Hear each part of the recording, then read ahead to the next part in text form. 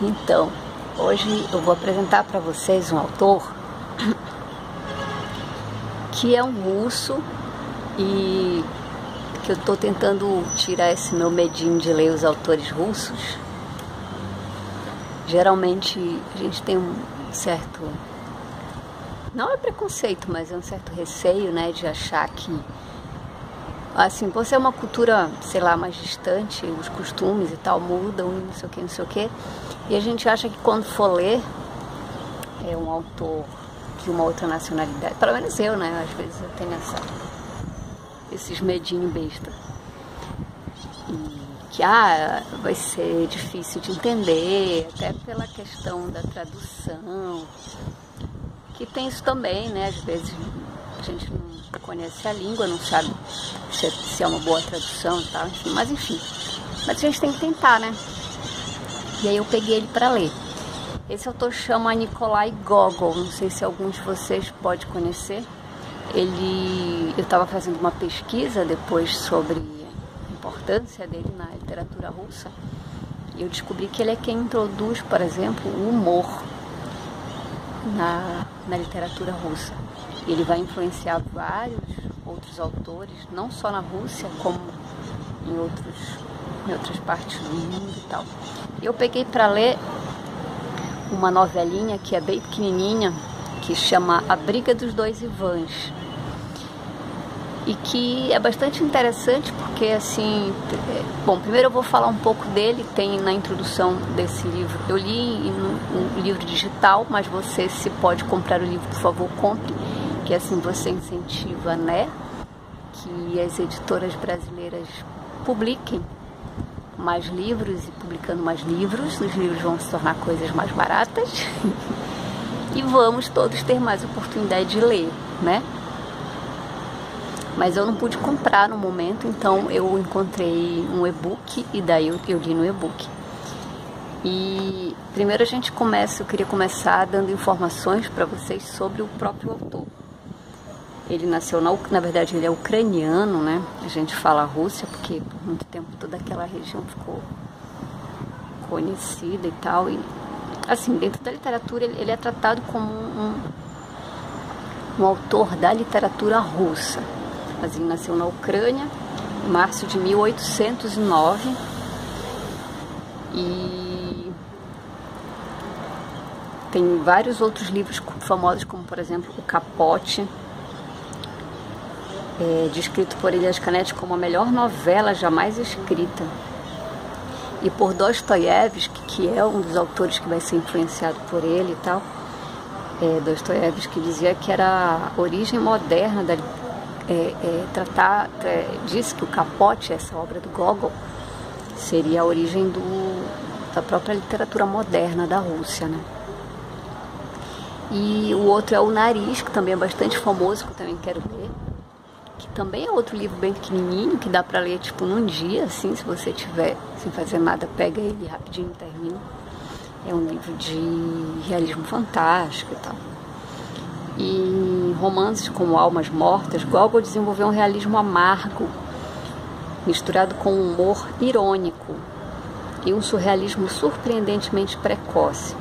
Vale a gente lembrar que assim, é um humor, claro, que vai ser bem diferente do humor que a gente, na maioria das vezes, entende como humor. É um humor, vamos dizer, mais fino, mais discreto, é diferente, né? Tem um tom diferente, mas é divertido assim mesmo, entendeu?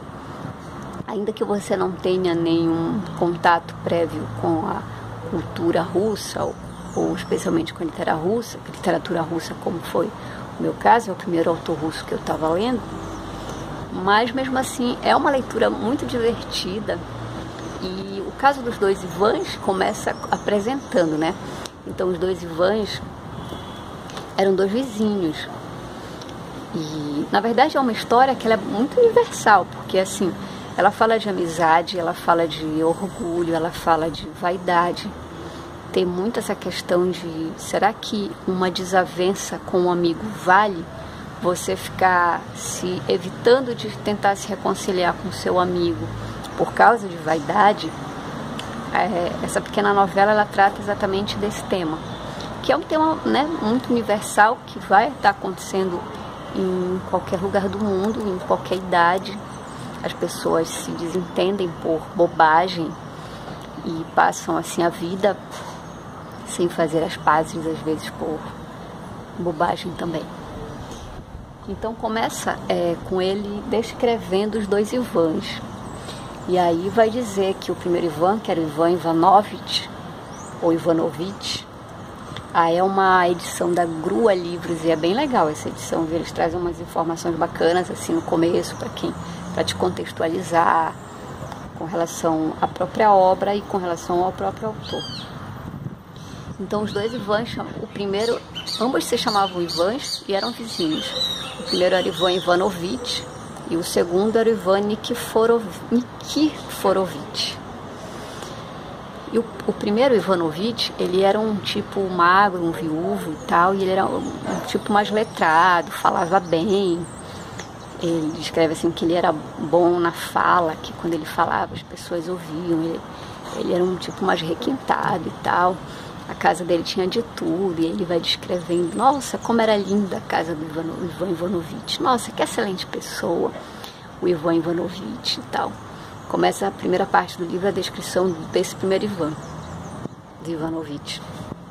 E aí, já o Nikiforovich, o vizinho dele, era um tipo mais simples, uma pessoa mais simples. Ao contrário do primeiro, ele era mais gordinho também, ele nunca tinha casado, mas tinha um relacionamento lá meio indefinido com uma mulher, uma chamada Agáfia. Ela ia de vez em quando na casa dele e botava ordem em tudo, assim. Dá a entender que ela era alguma coisa para ele, mas parece que eles não assumiam meio que a relação, sei lá, alguma coisa assim. E ele obedecia sempre ela em tudo. E o Ivan Ivanovich e o Nikiforovich, os dois vizinhos, eles eram extremamente unidos, né? E todas as pessoas na cidade até invejavam aquela amizade, porque eles eram, apesar de eles serem muito diferentes, eles eram muito, muito, muito unidos. Eles iam para todos os lugares juntos, todos os dias eles visitavam uma casa do outro. Se estava comendo uma coisa, levava para o vizinho provar, aquelas coisas, né? De vizinho. E aí um dia, o Ivan Ivanovich está na casa dele, no pátio da casa dele, pensando assim, ai meu Deus, eu tenho tudo na vida mesmo, ai, poxa, que chatice, tem tudo na vida, o que é que falta mais eu ter para ser feliz? Nisso ele olha para a casa do vizinho e vê a empregada dele pondo um monte de coisa para pegar sol, coisas velhas, coisas que estavam com mofo e tudo, né? E uma dessas coisas, um desses objetos, eu espero que a minha voz saia bem, porque está batendo muito vento aqui. Então, um desses objetos era uma arma. E aí ele vê aquela arma e ele acha aquela arma tão bonita. E ele pensa assim, poxa, o vizinho nunca me falou que ele tinha uma arma dessa, uma arma linda dessa. Nossa, que arma linda. Poxa, eu gostei muito dessa arma. Poxa, eu preciso dessa arma para mim. Ele bota na cabeça que aquele objeto era para ele algo necessário. E diz assim, eu vou lá na casa do vizinho pedir para ele essa arma, para ele me dar. Já que a gente é amigo, né? E aí ele se veste todo e vai lá na casa do vizinho pedir a arma. O vizinho diz assim, não, vizinho, não tem interesse em dar arma não, porque a arma é minha, e, né? Não tô a fim de lhe dar. Ele diz, não, vizinho, mas por que o senhor quer essa arma? Não, dá essa arma pra mim, que é melhor, que eu gostei tanto dessa arma. E o senhor não tem consideração por mim? Ah, me dá a arma aí. E o vizinho Nikiforovich diz assim, pois é, como eu lhe falei, eu não vou mesmo lhe dar a arma. Não me leve a mal, né? E diz, poxa, vizinho, mas então o senhor me vende a arma. Aí o outro, ai meu Deus do céu, ai nossa senhora. Aí diz, olha, eu lhe dou uma porca. Eu lhe dou uma porca parda para o senhor trocar na arma. Ele diz, sim, realmente eu não quero lhe dar a arma. Olha, sinceramente o senhor até me ofende, porque como é que o senhor vai querer trocar uma arma, que foi uma coisa cara e necessária, numa porca prenha dessa toda velha aí, que não vale nem sei lá quanto. E aí já começam se exaltar os ânimos ali, né? Pela insistência do outro. E aí ele diz assim: não, então tá bom. Então eu dou pro senhor a porca mais 2 sacos de aveia. Que o senhor vai precisar de aveia, veio o inverno aí, o senhor vai precisar de aveia. Ele diz: vizinho, pois é, realmente eu não quero lhe dar. E é o seguinte, não insista mais. Nisso começa mesmo, eles começam a brigar. Já estavam bebendo uma vodka, etc e tal. No ápice da briga, o Nikiforovitch chama ele de raposa velha. Tem até uma nota, na verdade, da tradutora, que a palavra, na verdade, não foi exatamente raposa velha, mas parece que é uma palavra que em russo quer dizer mais ou menos o significado que em português tem de raposa velha, tipo uma pessoa matreira, uma pessoa interesseira. Ele usou uma palavra que queria dizer isso. O Ivanovitch se ofende muito, fica tão ofendido, que sai de lá e para de falar com o amigo. Nos dias que se seguem, ele pensa em ir lá falar com o amigo, porque começa a dar aquela saudadezinha, eles eram tão unidos, né? E as pessoas também na cidade, quando souberam, ficaram: nossa, meu Deus, o mundo está acabado, o mundo está perdido, como que aqueles dois brigaram, eles que eram tão unidos. Conclusão, eles acabam, a briga acaba sendo tão, por causa do ego ferido, né, de uma das partes. Acontecem várias outras coisas lá que eles acabam, né, se provocando também. Em vez de chegar e se entender, eles acabam piorando a situação com pequenas provocações, né? Acaba que isso vai parar na justiça e aí passam-se muitos anos. Tem uma coisa interessante com relação ao narrador. O narrador não fica, o autor, ele não diz exatamente quem é esse narrador, mas assim, dá a entender de que era alguém da cidade também, porque também é uma pessoa que fica muito, muito triste, assim como as outras pessoas da cidade. O narrador manifesta uma tristeza, um pesar muito grande por ter sabido da briga dos dois.